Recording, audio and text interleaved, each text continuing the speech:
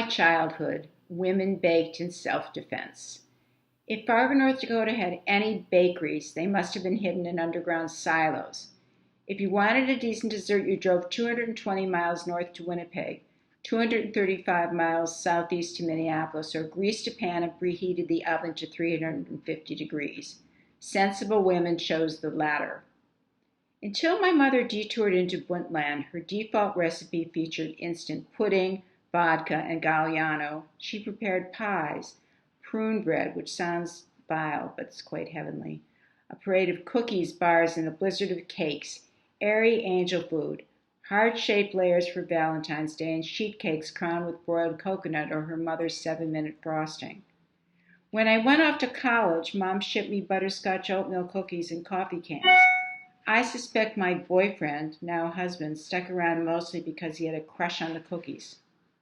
My mother never considered her baking special, so neither did I. I spent my adolescence longing for a mom who could butter my ego while sharing wisdom to help me become enviably chic and irresistible to boys. I wanted Coco Chanel meets Jackie O. What I got was a life member of Hadassah in anklets and orthopedic wedgies whose hair flatlined at pin curls and who, at the first rumble of stress, crashed with a 4-day migraine.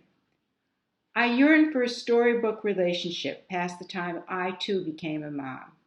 Then abruptly the fantasy imploded. On one of her visits to New York, I took my mother to a concert at the Metropolitan Museum, which she insisted was the University of Minnesota, where she'd gone to college.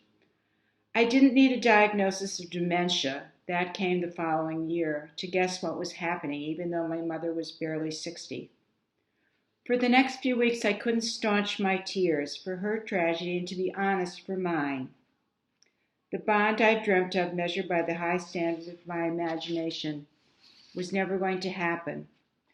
Soon my mother forgot who I was. When my husband and I visited the nursing home where she now lived, we tried to penetrate the maximum security prison that is dementia. "Do you remember the recipe for those cookies you sent Sally at college?" he asked one afternoon. Recognition twinkled. "I forgot that recipe a long time ago," my mom joked. It was the last coherent sentence I ever heard her utter.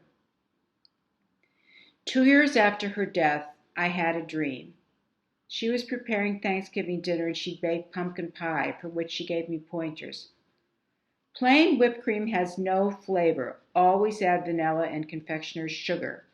As she showed me the amounts, her voice was strong and her demeanor alive. I woke with a smile. The dream was both hello and goodbye. When a friend has a dinner party, I'm the one who always volunteers to bring dessert. As I bake, often from recipes in my mom's handwriting, I hear her Marge accent that I left in Fargo. "Refrigerate the dough.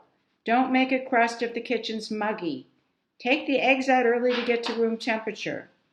Measure accurately. Baking depends on chemical reactions." I'm back in our childhood kitchen.